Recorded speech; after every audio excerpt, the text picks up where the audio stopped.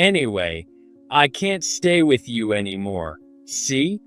My lover, who's 10 years younger than me, just gave birth to my child.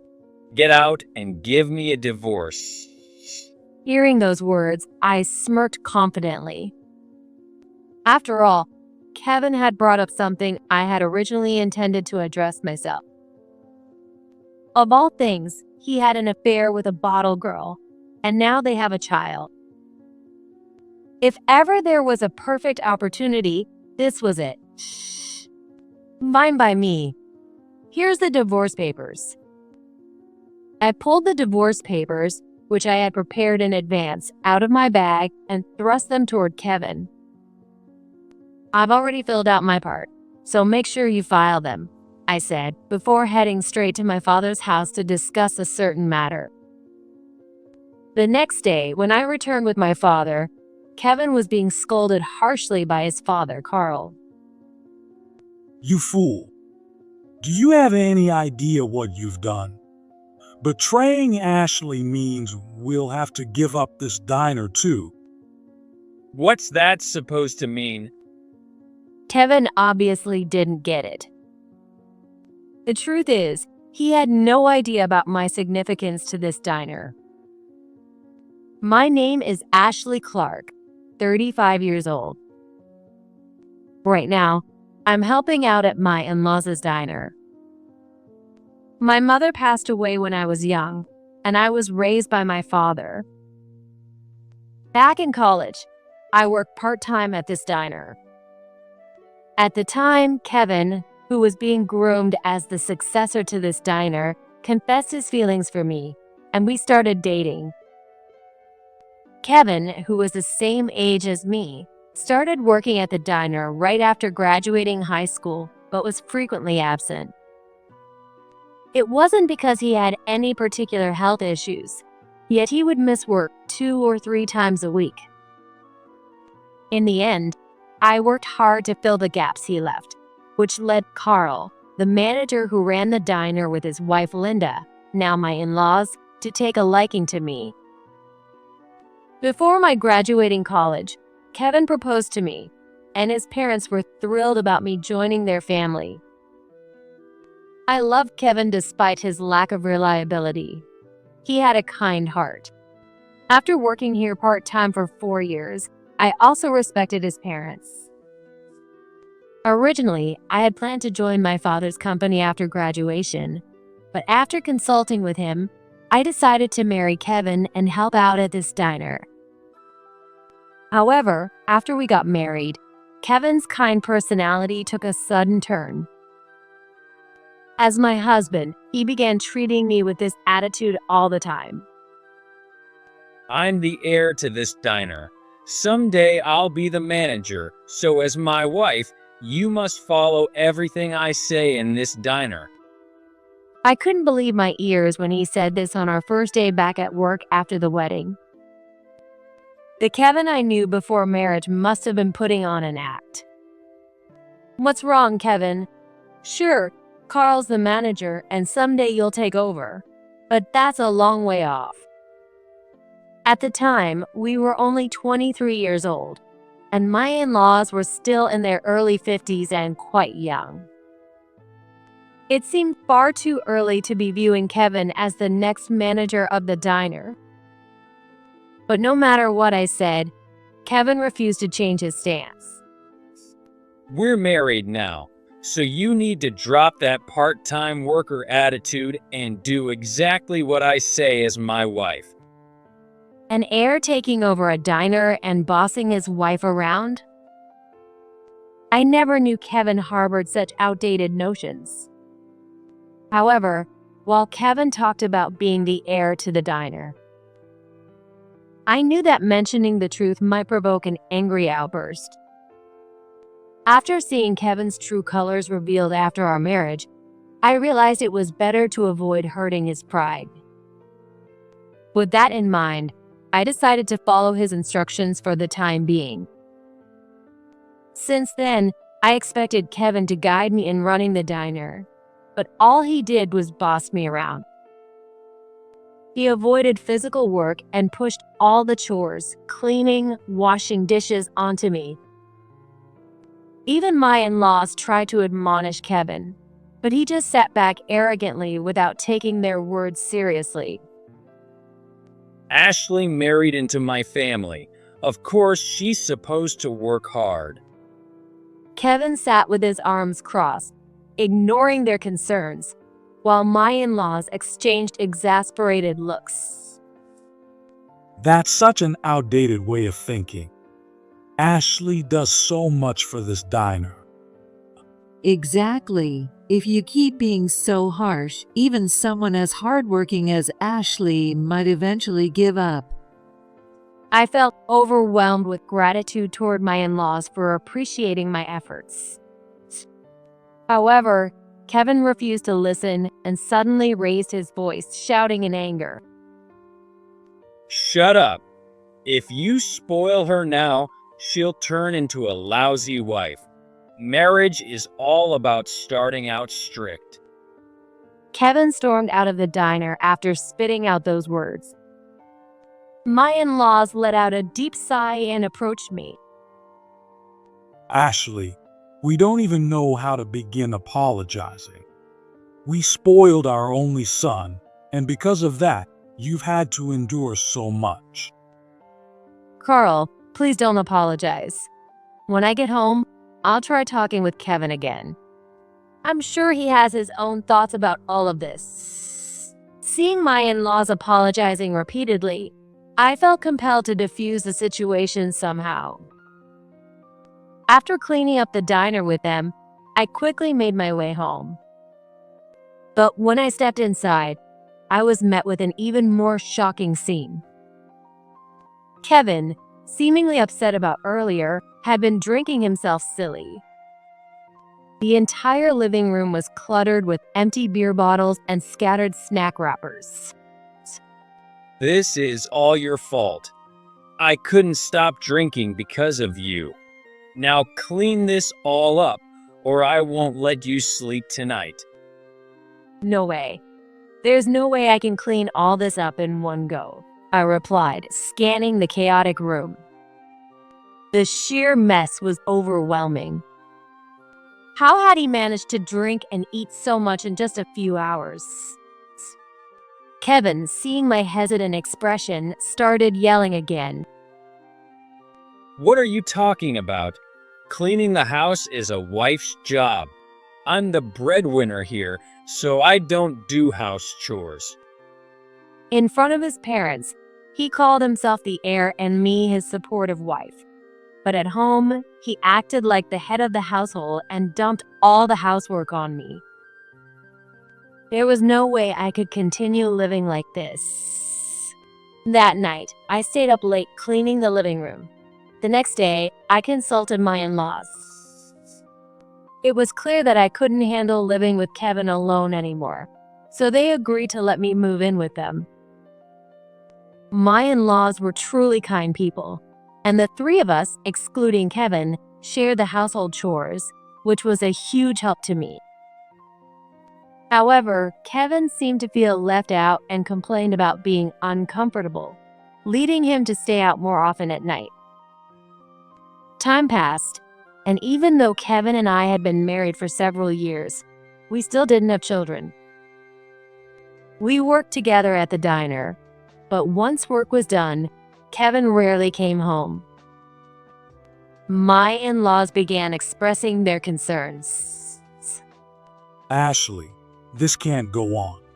You're still young, and maybe it's time to think about cutting your losses and finding freedom. That's right. Ashley, are you staying with Kevin because you're worried about us? If so, please don't let that stop you. You should think about your own happiness. Their kind words filled me with gratitude. It's true. I had thought about divorce a few times. However, I couldn't bring myself to betray such kind and supportive in-laws. Carl and Linda, thank you. But even though Kevin spends less time at home, he's been working harder at the diner.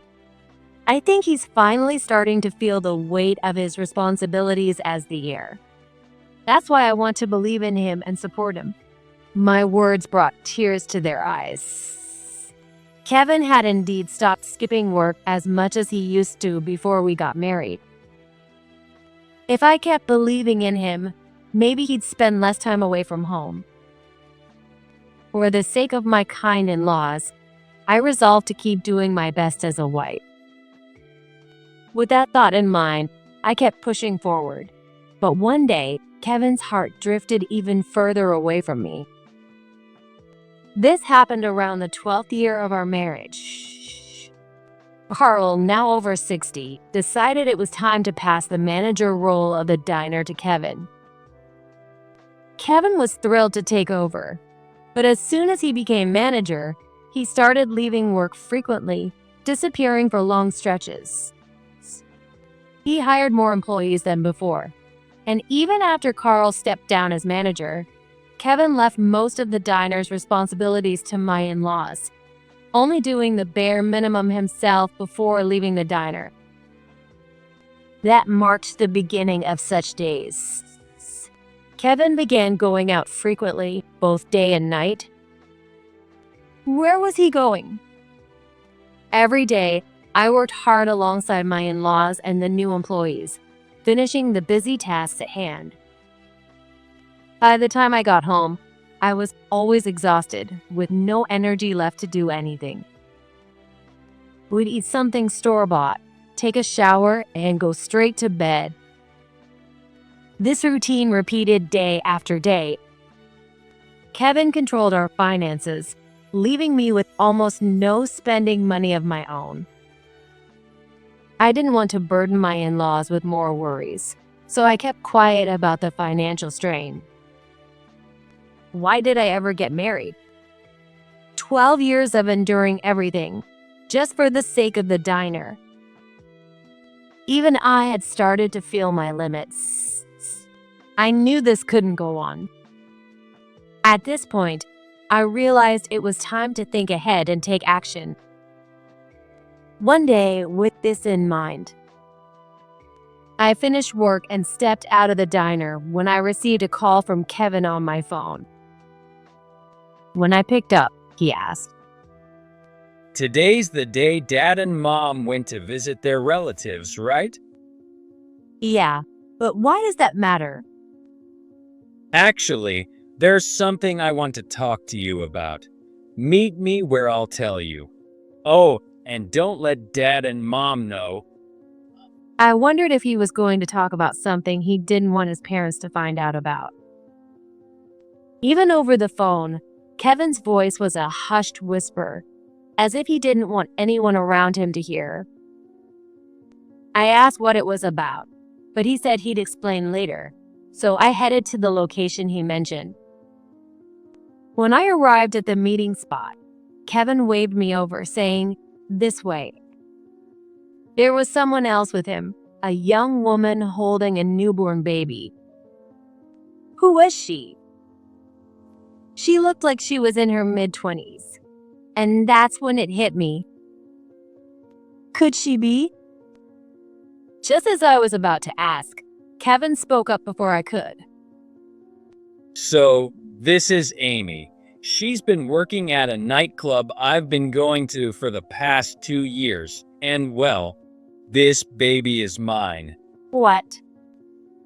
For a moment, I couldn't comprehend what Kevin was saying, and everything went black before my eyes.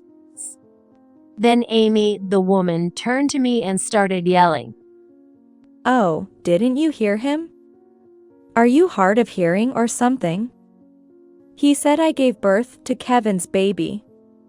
You heard me loud and clear now, right?" She didn't need to yell that loudly. Her condescending tone annoyed me.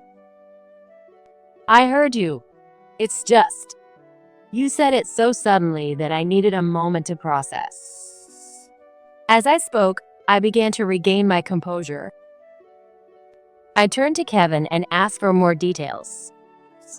"A girl working at a nightclub? You mean a bottle girl? So instead of coming home, you've been going to places like that?" In response to my question, Kevin averted his eyes, a bitter expression crossing his face. After thinking for a moment, he finally spoke. Look, I couldn't help it.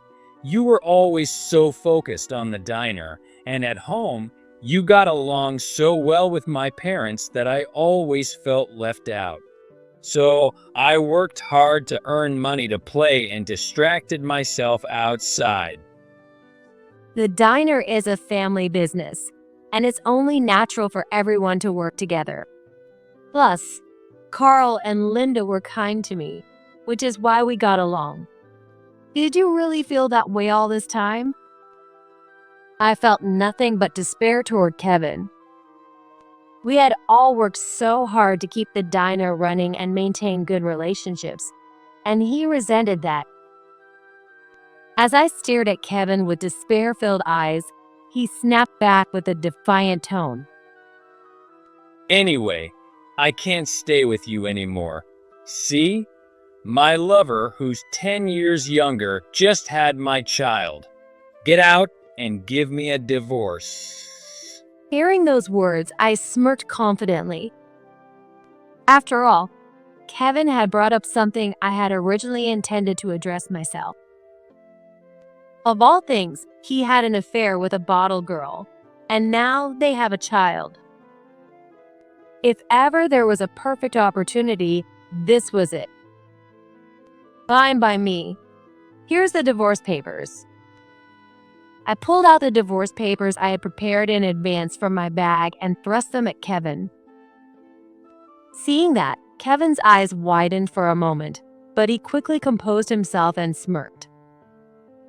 Oh, you're well prepared. Guess you couldn't handle staying with me either, right?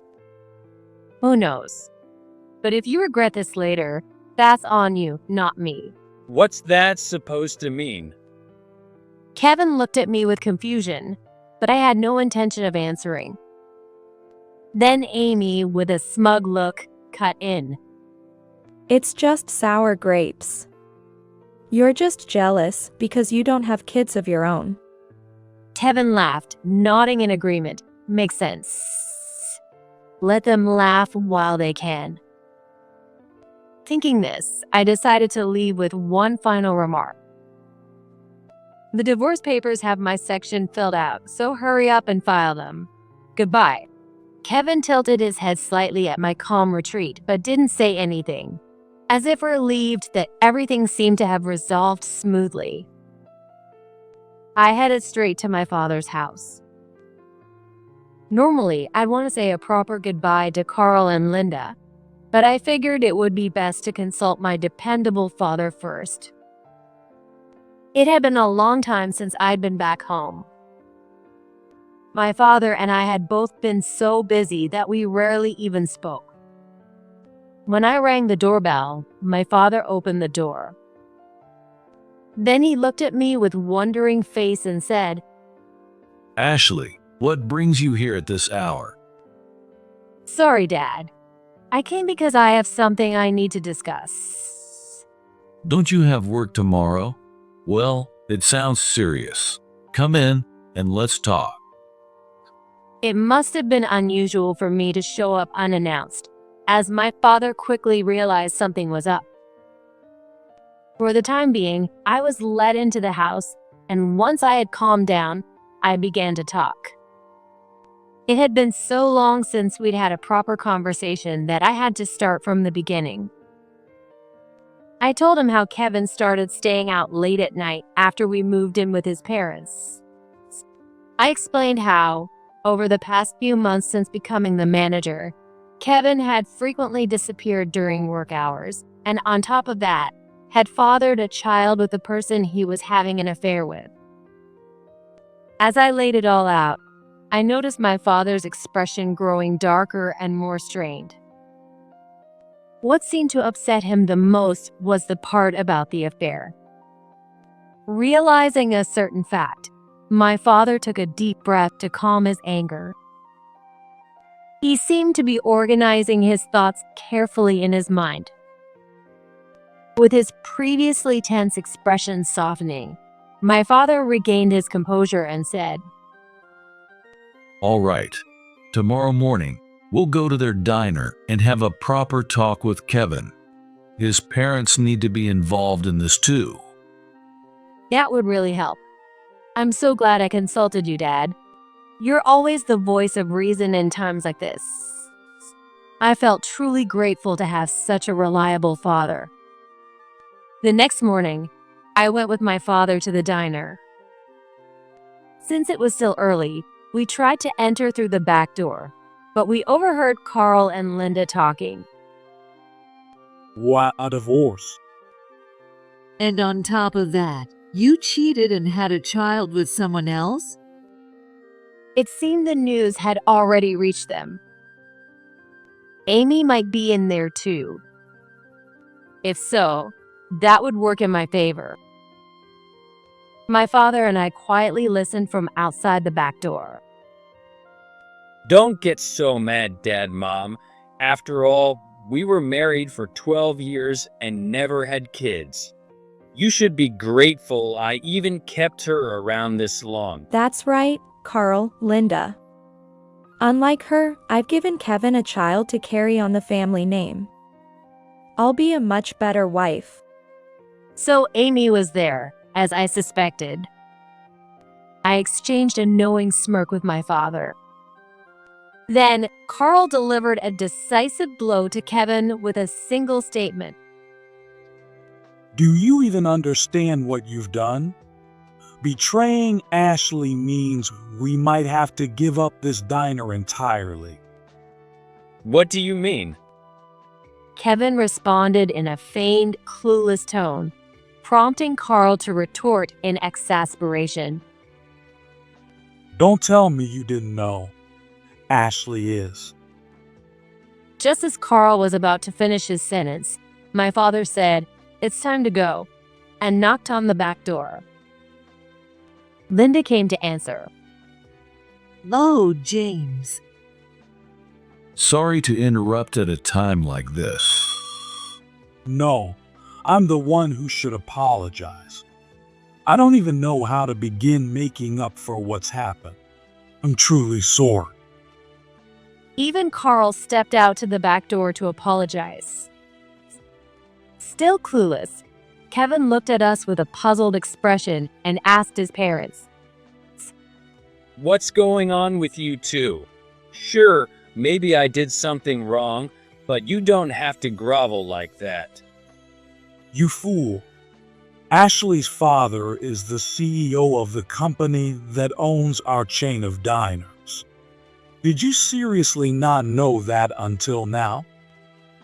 That's right. Ashley was originally supposed to join her father's company after college. She worked here as a part-timer to learn the business, but then you fell for her and insisted on marrying her. We begged her father to let her marry into our family instead. Linda broke down into tears. I remembered that when I was just a part-timer, Kevin barely worked and never realized I was the CEO's daughter. I felt that if I mentioned it myself, it would come across as bragging, so I intentionally decided not to say anything. Even during the wedding preparations and ceremony, Kevin had been so self-absorbed that he probably didn't pay attention to what my father did for a living. Under normal circumstances, this would be unthinkable, but with Kevin's self-centered nature, it was entirely plausible. Even when he became the manager, he left all the paperwork to Carl and never even visited the head office. If he had been there even once, he would have met Amy, and this affair might never have happened. Thinking that, I glanced at Amy. Sure enough, she was trembling as she looked at my father. Though he had clearly noticed her presence from the start, my father feigned surprise and addressed her. Oh, aren't you Amy from our accounting department? What are you doing here? Now that you mention it, I thought I recognized her when I saw her recently. So, she works for Dad's company. Well, Hearing this exchange, Kevin's face twisted in shock as he turned to Amy. You work at the head office? But you told me you worked at a nightclub. Panicking, Amy tried to silence him with a frantic blah. Of course, she would. My father's company strictly prohibits moonlighting, and working at a nightclub would result in serious consequences. My father, now stern, addressed Amy. Well, that's a problem. I remember you saying you couldn't work overtime because you had to care for your mother. But instead, you were working at a place like that. If you needed extra money, there are far more respectable part-time jobs you could have taken.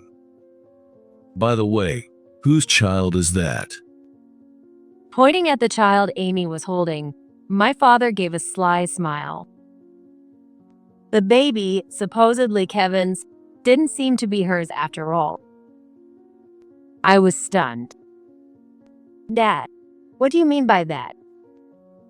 What I mean is, I've never seen Amy pregnant in all her time working for us. So I was wondering whose child it really is, that's all. I was taken aback. Kevin, now looking like he wanted to disappear, covered his face with one hand. What does that mean? So whose baby is this? Isn't it Kevin's? Well, Kevin stammered, unable to give a clear answer, and my irritation reached its peak. Just as I was about to press him further, someone's phone rang loudly. The phone that rang belonged to Amy, who was holding the baby. A more experienced mother would have had her phone accessible even while holding a baby. But Amy, clearly flustered, didn't seem to know what to do. Kevin also knew that it was not his own child, so he did not even try to help her. Linda sighed and approached Amy, saying, honestly, before taking the baby so Amy could answer her phone. As soon as Amy hit the call button, a loud voice erupted from the phone for everyone to hear. Amy, where are you? I told you could only watch my baby until 10 a.m. Sorry, Susan. I'll bring the baby back right away. Amy repeatedly apologized as she spoke into her phone. Everyone around exchanged knowing looks, finally understanding the situation. It turned out Amy had borrowed someone else's baby and lied about it being hers. But why would she do such a thing? I grabbed Kevin's arm, who was standing there dumbfounded, and demanded answers. Hey, Kevin, why did you lie about this baby being yours? Explain yourself. Kevin was already pale, his face frozen. Amy, seemingly trying to bail him out, jumped in. Shut up. You didn't have a kid for 12 years, so don't act so high and mighty. If I marry Kevin, I can give him as many kids as he wants. And what were you trying to accomplish by using someone else's baby? I couldn't believe how ridiculous these two were. If they wanted to break up with me, why not just say, I've fallen for someone else, so let's split. Sensing how I felt, Kevin began to justify the reason behind his lie. If I just said I wanted to break up, you wouldn't have listened, right? I figured if I said there was a baby, you'd give up and leave. His overconfidence made me want to burst out laughing. The idea of bringing in someone else's baby to stage a lie. What an absurd amount of trouble to go through. You're really something, Kevin. If we didn't have kids over the past 12 years, it's because you were never home. After being treated like that, why would you think I'd care about staying with you? Meanwhile, the baby's real mother was probably furious by now. Amy was still clutching her phone with a puzzled look on her face. It seemed like she had forgotten something important, so I decided to remind her. Well, since the divorce papers are already filed, you two can marry if you want. But shouldn't you return that baby to its mother? Oh no. That's right. Amy suddenly raised her voice as if she just remembered something, and a loud yell came from her phone. That's it. I'm coming to get the baby myself. Tell me where you are. Did you forget that the call's been on this whole time? I heard everything. How dare you use my child for something like this? Oh. I screwed up. Amy seemed like quite the scatterbrain. Kevin placed a hand on her shoulder, trying to calm her down. Relax, Amy. Now that we're free to marry, I'll take care of you as the manager's wife. Amy managed a smile at his words, seemingly regaining her composure, but she remained oblivious to the sharp glares directed at her from everyone else. Feeling that Amy wasn't worth addressing, Carl turned to Kevin and stated the facts clearly. Kevin, as you know, this diner was originally a restaurant I started. When we ran into financial trouble, Ashley's father stepped in and turned it into part of his diner chain. So if you and Ashley divorce, this diner is finished. What do you mean? Does that mean the diner will close? What happens to me then? Kevin's face turned progressively paler. But just as Carl showed a defeated expression, my father interjected. No, Carl. You'll keep the diner running as usual. Kevin's face lit up at the words my father directed toward Carl. Really? Thank you. I knew you were a generous man. Work and personal matters are completely separate issues. Kevin celebrated by taking Amy's hand. But his joy was short-lived. My father gave a wry smile and turned to Kevin. Kevin, you seem to be misunderstanding something. When I said the diner would continue, I meant under your parents' management. They're still in their early 60s and have done an excellent job since joining our chain. Unfortunately, you'll have to step down. That's right. You didn't think you'd work here under your ex-wife, did you? I'll be assisting my father as his right hand, and there's no way I'd let a traitorous ex-husband stay on as the manager.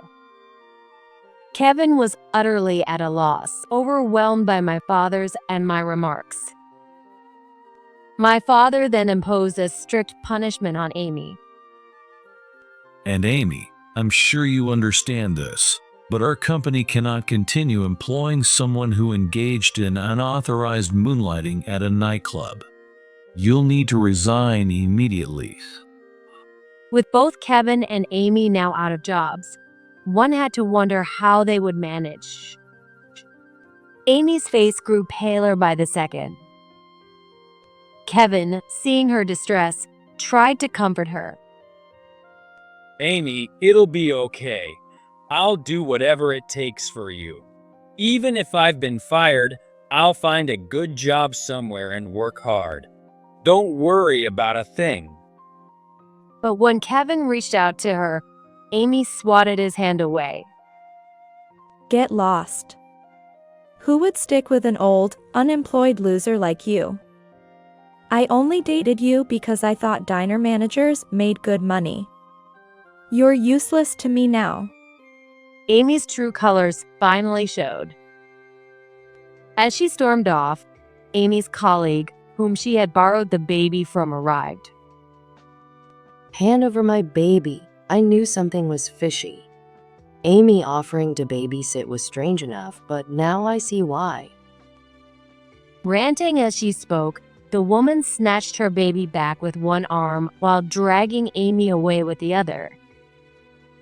I needed to demand compensation for the affair from Amy, but according to my father, her phone number and home address were already on file at the company. So for today, I decided to let it go and plan to contact her later. Of course, I eventually received compensation from Kevin for his infidelity. Carl and Linda, having disowned Kevin, declared, "Kevin is no longer our son." Even so, Kevin had nowhere to go and desperately pleaded with them. Dad, Mom, are you really okay with me being out on the streets? I'm your only son. However, no matter how much he struggled, my in-laws' decision was firm. And in the end, Kevin had no choice but to leave the house in tears. Yet, he didn't seem to learn his lesson.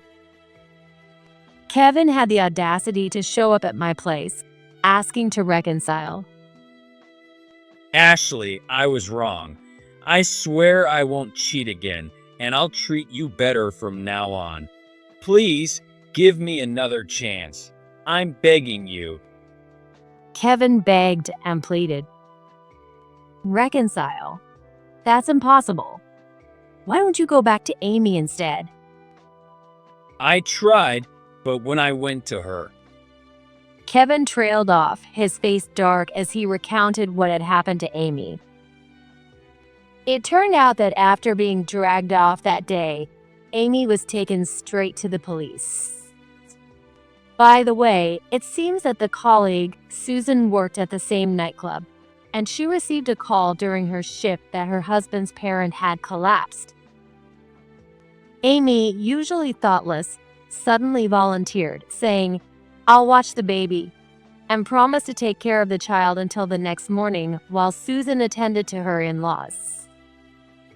Misunderstanding the timing and assuming Susan wouldn't return until late morning, Amy used the child as a prop, dragging them around until her marriage to Kevin was officially finalized the next day. It's not like her in-laws would have forgiven her once they found out the truth about the baby being a lie anyway. Such short-sightedness is beyond belief. Amy's colleague, furious over her child being taken without permission, accused Amy of malicious abduction and dragged her to the police. after the investigation, she was released pretty quickly. But when I went to see her, she yelled, "Seeing you reminds me of awful things. Don't ever come back," and threw things at me until I left. She mocked me for being unemployed, but now she's been blacklisted by her colleague and had to quit the club. Who's going to stick with someone like her? Kevin said bitterly, his face contorted in frustration. I sighed deeply, barely masking my disbelief. Now that you have nowhere else to go, you've come crawling back to me? Do yourself a favor and leave. Or do you want to be chased off with things thrown at you again? My father appeared behind me and said this to Kevin. I've already contacted a lawyer to issue a restraining order. I suggest you leave now. Yes, I'm sorry. Kevin, drenched in sweat, fled the scene without looking back. My usually composed father could be quite intimidating when angered. Later, I called Amy to discuss compensation for the affair, using the contact information her company had on file. In the end, Kevin fled to Amy's place. When I brought up the matter of compensation with Amy, she retorted, "I'm unemployed, so I can't afford that. And now I have a freeloading man living with me, so I contacted her family instead to demand the compensation." Amy's parents came to my house immediately, apologizing profusely to both me and my father. They even covered the compensation on her behalf. They said, "We'll make sure Amy repays every cent, no matter how long it takes, but she will never set foot in this house again. Kevin and Amy both are unemployed, and on top of that, Amy now has to repay the compensation to her parents." Their shared misfortunes ensured they would live in poverty for the foreseeable future. With everything finally settled, I made a request to my father. I wanted to continue working at the diner where my former in-laws were employed. They had treated me so well for so long, and I wanted to repay their kindness. As the heir to the company, I thought my request might be unreasonable, but my father readily agreed. Of course. I expected you'd ask this, Ashley. That's why I've already identified capable employees to take over as my successors. Really? Are you sure about this, Dad? Yes, I'm still young enough to lead the company myself for a while longer. Don't worry about anything. Just do what makes you happy, Ashley. With a smile, he reassured me. Tears welled up in my eyes. Thank you, Dad.